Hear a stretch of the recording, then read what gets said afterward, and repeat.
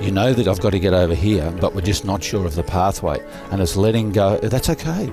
And it's letting go of that having to know the pathway is actually very liberating, because I don't know what's coming, but I know damn well what pattern we're going to follow to get there. I'm excited to welcome one of my favorite Australian lean thinkers back to the show. His name is Oscar Roche. Oscar works for the TWI Institute and first came onto the show during episode 108. Now, Oscar and I were able to catch a quick interview on the last day of Catacon 5. In fact, Oscar was so busy during the day with all of his Catacon obligations that we actually recorded this early in the morning before everything got started. But during the show, Oscar and I explore a few different topics, including what Oscar believes to be the secret to excellence. Our show notes for this episode, which will include links to everything we discuss, can be found over at gembapodcast.com. Just look for episode 260. You can also check out Gemba Academy's Lean Learning System over at gembaacademy.com with a fully functional trial. Okay, enough from me. Let's get to the show. Oscar, how's it going? Good, thanks, Ron. How are you? Yeah, I'm really good. Thanks for coming back on. No problem. So we're face to face. Last time I think we chatted on the podcast, you were fishing, I believe, with your son or something like that. Summer holidays, where we always go. Went there this year. Yeah. Yeah, no, it's great. That's great. Well, Oscar, you know the drill. We like to begin all of our shows with our guests sharing a quote. Do you have one? I have a quote, and the quote comes from the fact that for a long time I was very I was never convinced about what lean was and what it really meant. And this went on for, I guess I was first exposed to lean or heard of lean at the end of the 90s, and through the 2000s and early 2010 decade. It was just, for me, there was something missing. Mm-hmm. And then I saw a definition of lean that said lean is developing people who can and will solve problems and make improvements daily.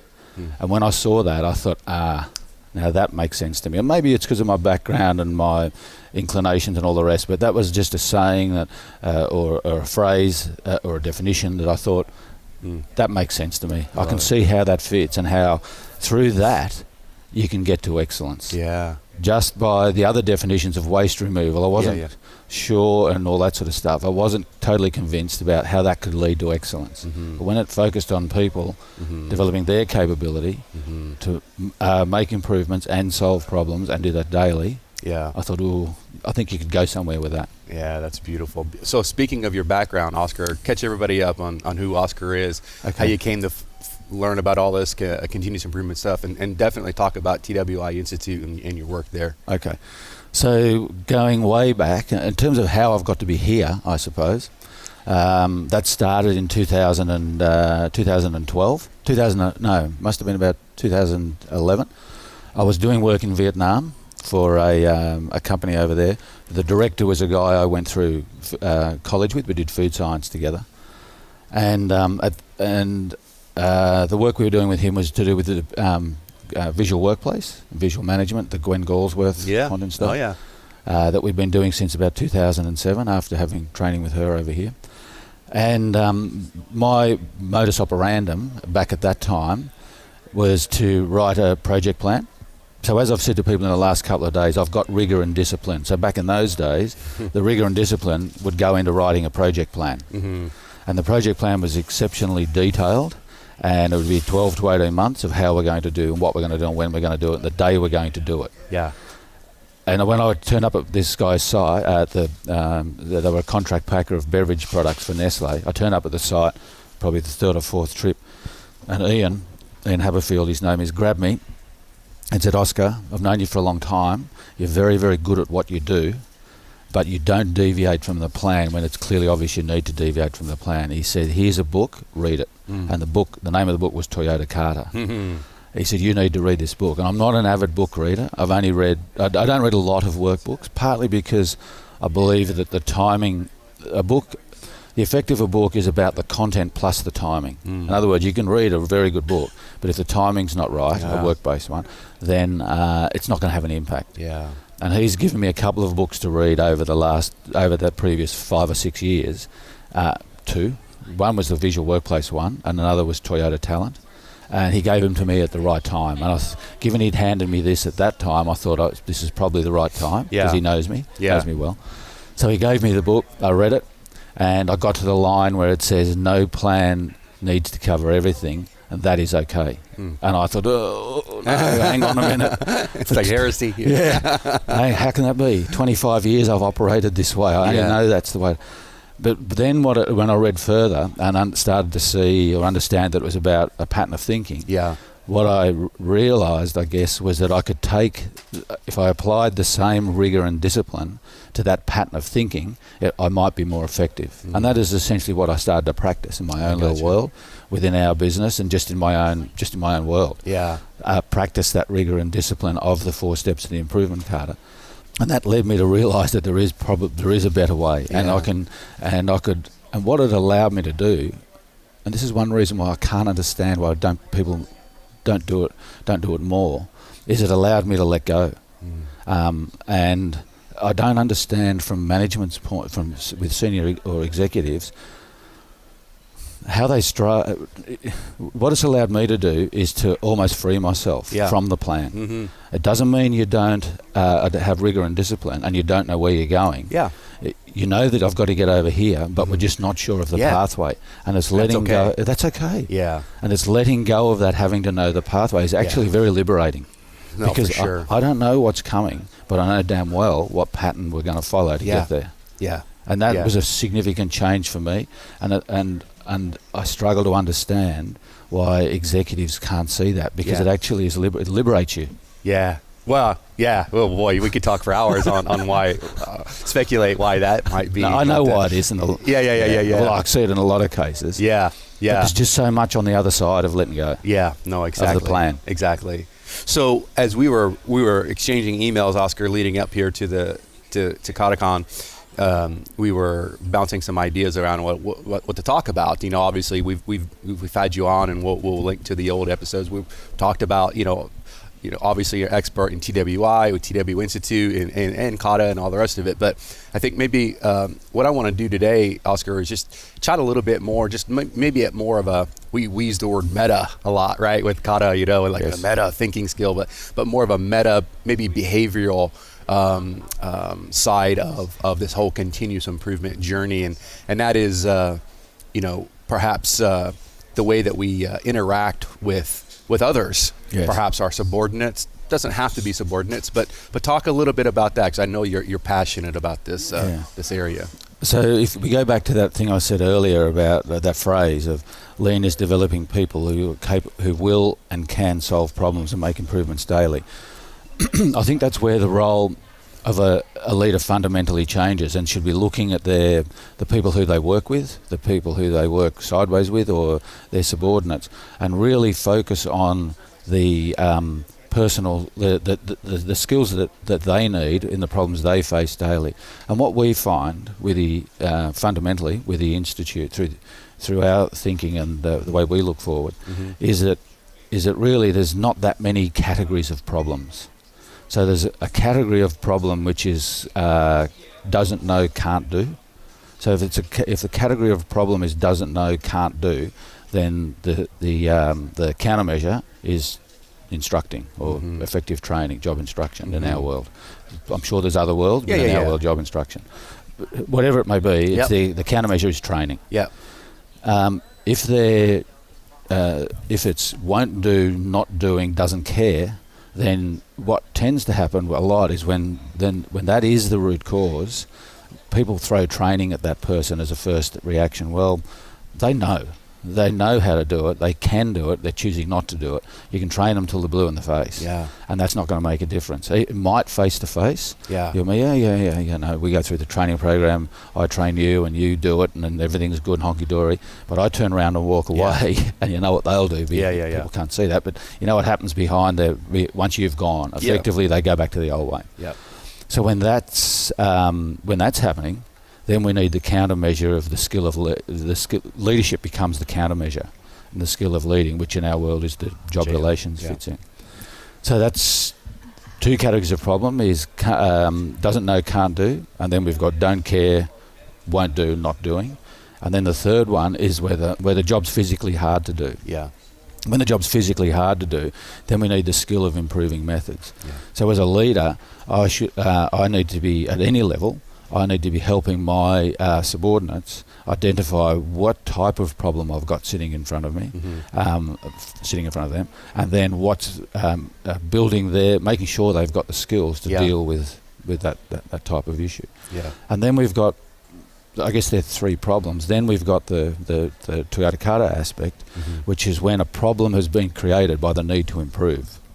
So those first three problems I spoke about as problems that have occurred when things have been going along to standard and the standard's dropped. But when the bar gets raised and there's a need to improve, driven by the customer ideally, then we need that fourth skill of the skill of improving our when our standards go up, of getting to a new standard, which is a slightly different skill than just improving methods. Yeah. And that's where we, as a leader, I believe we need to really focus on the development of our coaching skills and driving improvement. Yeah. Talk a little bit about, in the various J programs, we spend a lot of time talking about, put the learner at ease, or, give credit where credit's due. And these are nice words on cards that we read from. Yes. And then I say, I got a coaching session with Oscar. Oh yeah, I got to put him at ease. Yes. It's easy to read on a card. Yes. And I could say, hey, how's it going, Oscar? But really talk a little bit about that, because this is the behavioral side of the science is it's not easy, especially for some people who just maybe aren't that good with people. Yeah, absolutely. Fair comment. So one of the things, I think what happens there's a couple of things here. In the early days, when you get that pocket card, when you first get it, it does feel unnatural. It's quite forced. It's a bit like it's no different to the improvement card and the coaching card or any of those other, the JI, JR, GM, all the same. It is a little bit forced and a bit contrived. What needs to be thought once the introduction that inevitably happens is, hello Oscar, how are you? Or hello Ron, how are you? And we go through that forced put at ease. I think what needs to develop is the realisation of the need to know your people, and this really came back to me when I did. I've got a winery in Australia that I do a lot of work for called Warburn Estate, and they have underpinning skills that they make sure all their leaders have. In particular, JI and JR. So any leader that comes into the organisation, or new leader, developed leader, has those skills.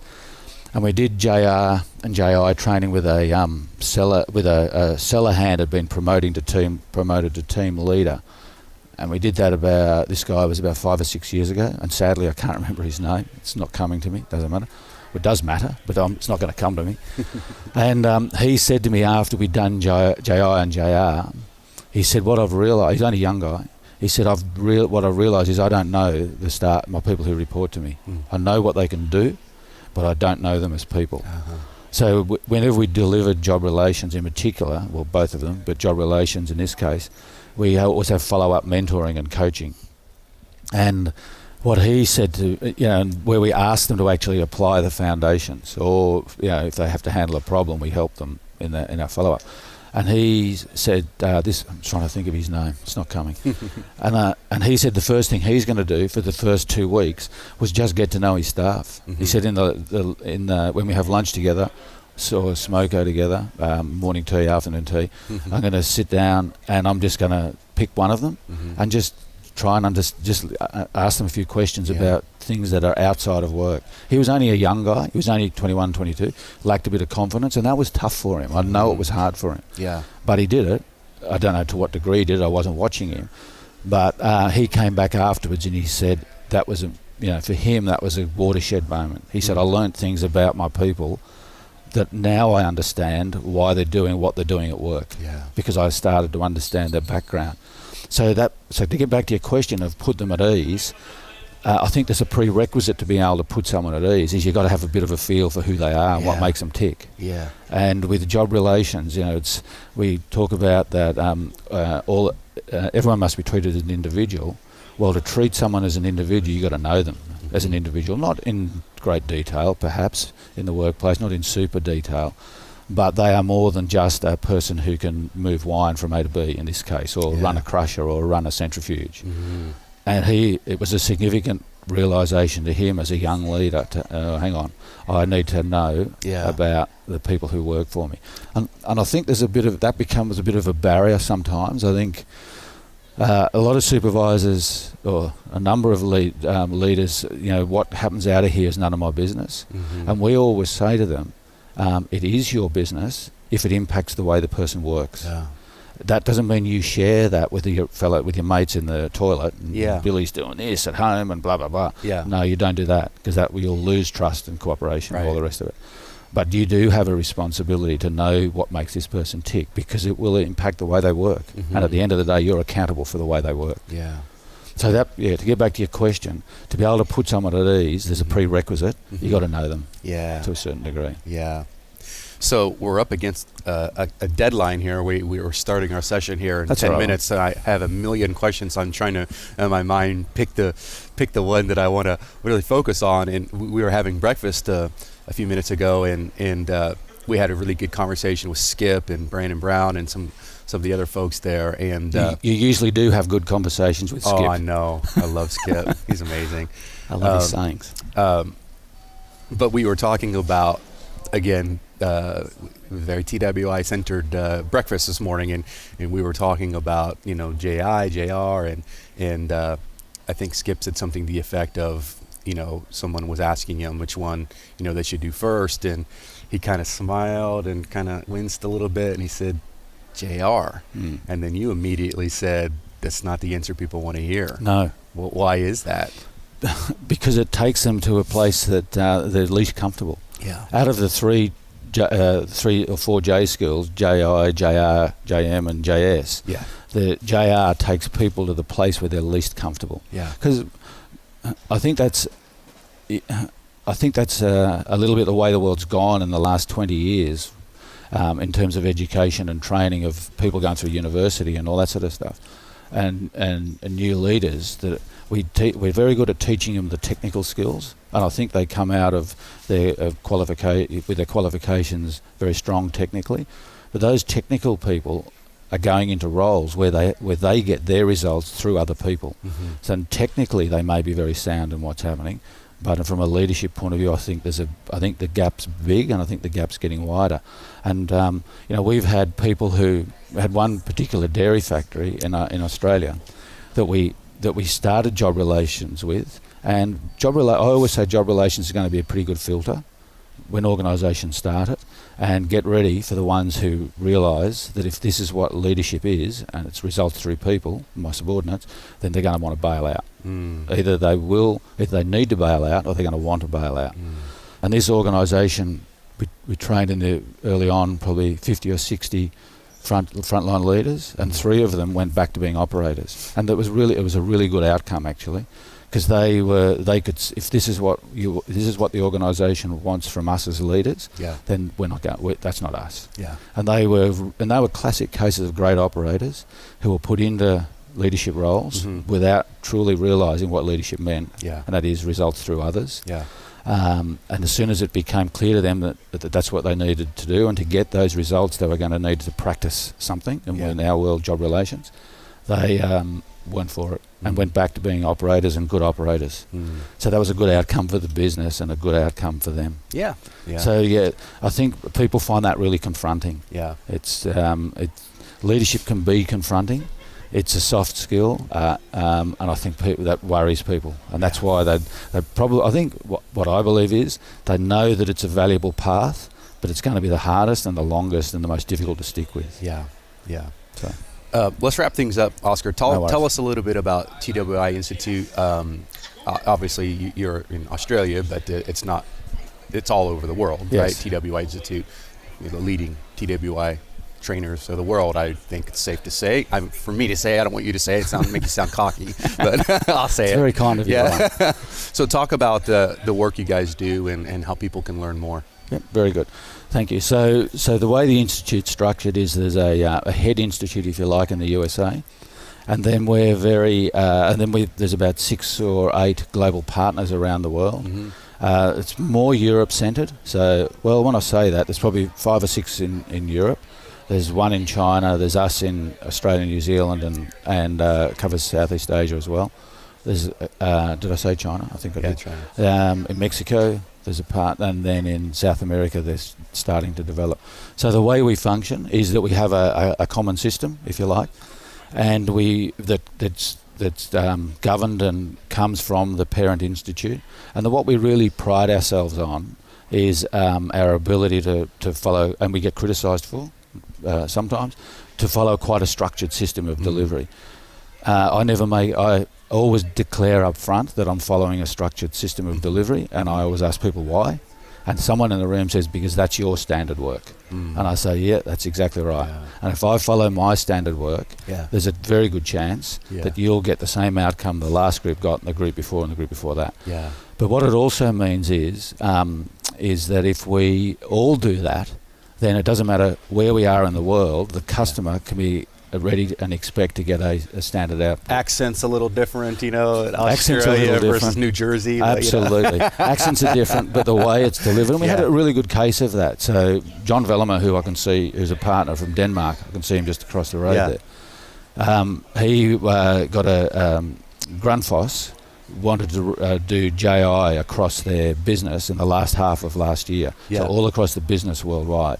So the Institute was able to train 570 leaders in that organisation in 4 months by tapping into the global partner network. Yeah. So I think that's what we can offer, the consistency in the depth and the breadth. Really, we've got the globe reasonably well covered. But it's not just TWI, you're also teaching kata as well. And there's a bit of a story about how that happened, which we've probably run out of time. Yeah. Dwayne's going to come start pulling us in, No worries. Yeah. But so we also, what really, in a nutshell, what happened was when I read that book, I started to practice, and I could see how the TWI skills were going to get pulled into the experiments, really, step 4. So I started annoying Scott Curtis at the Institute in about 2012 or 13, saying we've got to get to know, we've got to understand this more deeply. Yeah. And I believe to become part of the Institute because they fit hand in glove. Probably it was a year or 18 months to 2 years of annoying him. And then there was the first KataCon. There was a guy from Europe at that who works with John Vellemer. And he saw Scott and said, I reckon we can put together a 10-hour program around Toyota Kata in the same style as the TWI. And Scott Curtis said, there's a guy in Australia who keeps annoying the shit out of me about Toyota Kata, contact him. Yeah. So Joachim contacted me and we got together and that's how it started. Beautiful. Yeah. So how do people find you, Oscar? Social media, websites? Yeah, so I'm on LinkedIn. We've got an Australian website under TWI Institute Australia. And then there's the global website. If you do a search, TWI Institute's the first one. Spell your last name, Oscar. R-O-C-H-E. Okay. Not R-O-A-C-H. Got it. R-O-C-H-E. Thank you, Oscar. Good on you, Ron. Thanks for the opportunity. All right. Take care. Thanks for listening to the Gemba Academy podcast. Now, we invite you to take a no-strings-attached, fully functional test drive of GembaAcademy.com. Gain immediate access to more than 1,000 Lean and Six Sigma learning resources, all free of charge at GembaAcademy.com.